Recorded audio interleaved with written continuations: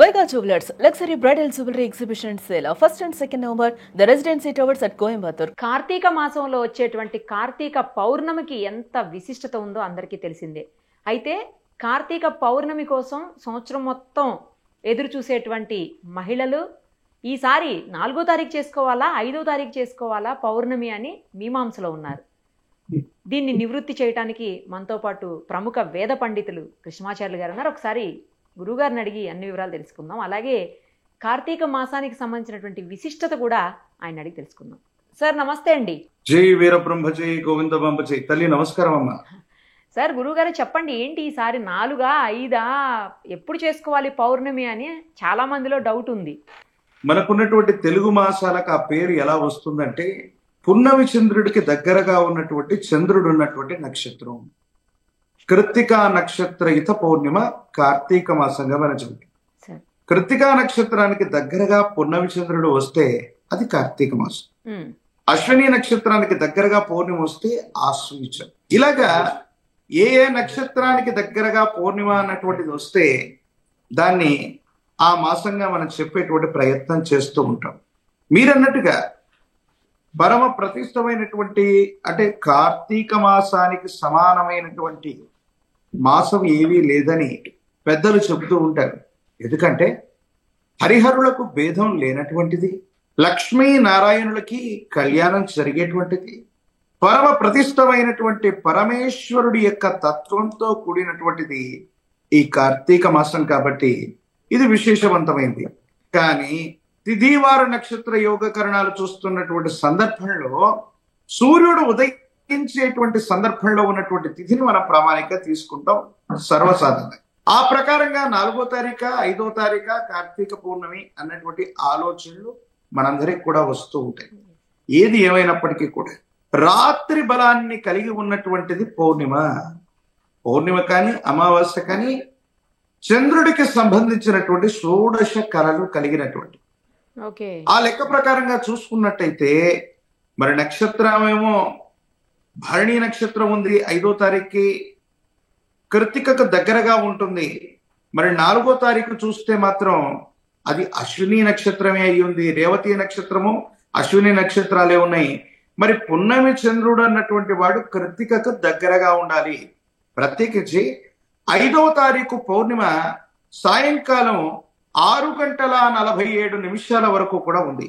అంటే సూర్యుడు అస్తమించే సమయం వరకు కూడా పౌర్ణిమ ఉంది. కృత్తికా నక్షత్రానికి దగ్గరగా చంద్రుడు ఉండాలి కాబట్టి అప్పటికి భరణి నక్షత్రంలో చంద్రుడు ప్రవేశం అయ్యి ఉంటుంది. కృత్తికకు దగ్గరలో ఉన్నాడు కాబట్టి 5వ తారీఖు మాత్రమే సప్రమాణంగా అంటే తిథిని నక్షత్రాన్ని ఆ మాసానికి ఉన్నటువంటి వ్యవహారిక నామాన్ని చూస్తే ఖచ్చితంగా 5వ తారీఖు మాత్రమే కార్తీక పౌర్ణమి జరుపుకోవచ్చు అన్నటువంటిది ఒక నిబంధన. ఇక ముందు 4వ తారీఖు 10:30 పైన చతుర్దశి గడియలు తొలగిపోయి పౌర్ణమి గడియలు వచ్చినప్పటికీ కూడా అప్పటికి రేవతి నక్షత్రం అశ్విని నక్షత్రాలు మాత్రమే ఉంటాయి. కాబట్టి అది కార్తీక పౌర్ణిమ కాదు. ఇలాంటి పరిస్థితులు ఎందుకు వస్తున్నాయి? పండుగలు పర్వదినాలకు సంబంధించినటువంటి స్థితిగతుల్లో అంటే చాంద్రమానం, సౌరమానం, దృగ్గోచర గణితంతో పాటు వీరబ్రహ్మేంద్ర స్వాముల వారు కాలజ్ఞానంలో చెప్పినట్టు కలియుగంలో 5 ఏళ్లు గడిచినటువంటి మీదట పంచాంగములు పనికి మాలినవైపోవు, నవగ్రహంబుల నడక మారేనన్నటువంటి గురుదేవుల యొక్క వాక్కు సాక్షిగా మనం అనుకున్నటువంటి తిథివార నక్షత్ర యోగ కరణాల్లో కూడా ఈ తీవ్రమైనటువంటి వ్యత్యాసం అన్నటువంటిది మనం చూస్తూ ఉన్నాం.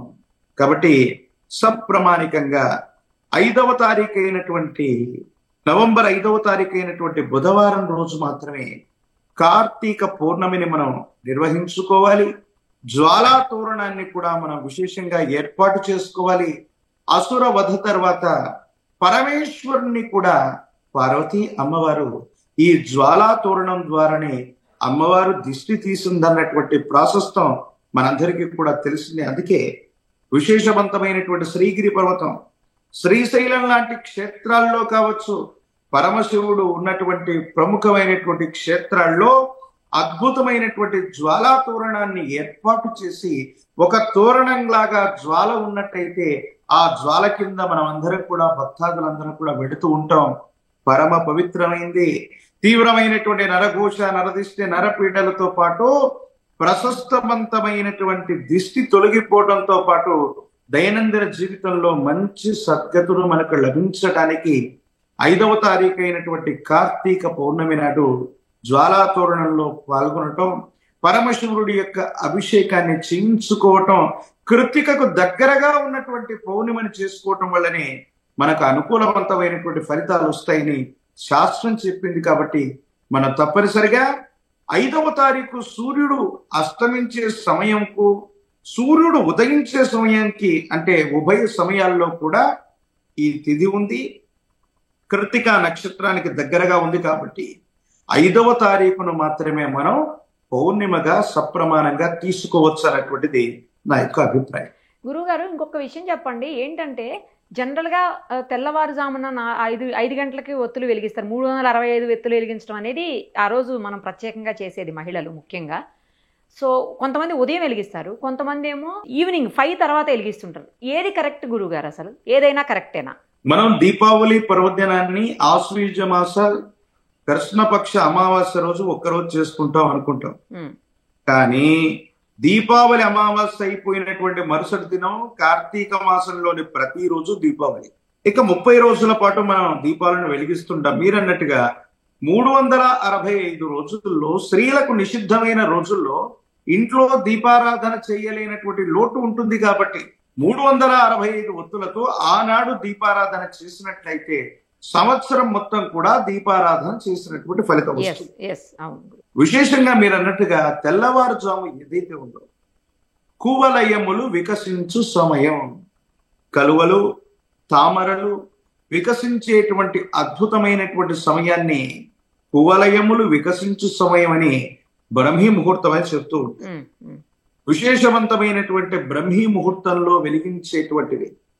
ఆ సందర్భానికి కూడా పౌర్ణమి ఉంది కాబట్టి విశేషవంతమైనటువంటి అనుకూలవంతమైనటువంటి ప్రభావం ఉంటుంది. ఇది ఒకటి. ఒకవేళ మనం చేసుకోలేనటువంటి సందర్భంలో మనం తెల్లవారుజామున ఏదైనా కారణం వల్ల అవ్వచ్చు, ఆరోగ్య పరిస్థితులు అవ్వచ్చు, మరేదైనా అసౌకర్యం కలిగి మనం ఆ సందర్భంలో చేసుకోలేకపోయింది, ద్వితీయ ప్రాధాన్యతగా సాయంకాలం చేయటం అన్నటువంటిది కూడా ఉత్తమం. కానీ పూర్ణతిథిగా పిలువబడేటువంటి పౌర్ణిమ రోజు అటు ఉభయ సంధ్యల్లో ఎప్పుడు చేసినా అనుకూలవంతమైనటువంటి ఫలితం వస్తుంది. పౌర్ణమి చంద్రుడు 6:30-7 ప్రాంతానికి వెళ్ళిపోతున్నాడు కాబట్టి ఆ లోపునే చేయటం అనుకూలవంతమైనటువంటి ఫలితాలకి కారణం అవుతుంది. ఎందుకంటే నావ బయలుదేరింది, బస్సు బయలుదేరింది, బండి బయలుదేరి వెళ్ళిపోతుంది. ఆ వెళ్ళిపోయే సమయానికి మనం అక్కడ ఎక్కడం వల్ల మన ప్రయాణం అన్నటువంటిది కొనసాగుతుంది. బండి వెళ్ళిపోయినటువంటి తర్వాత చేసే ప్రయత్నం కాదు. కాబట్టి తిథి కానీ, నక్షత్రం కానీ, వారం కానీ, పర్వదినం కానీ వెళ్ళిపోతున్నటువంటి సమయంలోనే మనం అందులోకి చేరుకోవటం, ఆ సమయంలోపే నిర్ణీత కాలంలోపు మాత్రమే మనం ఈ క్రతువులు ఆచరించటం వల్ల మనకు సుఖము, సౌఖ్యము, శాంతి, ప్రత్యేకించి ఆ పర్వదినాన్ని మనం పూర్తి చేసుకున్నటువంటి పుణ్య ఫలితాన్ని మనం పొందగలుగుతాం. రైట్ గురుగారు, ఇంకొకటి చెప్పండి.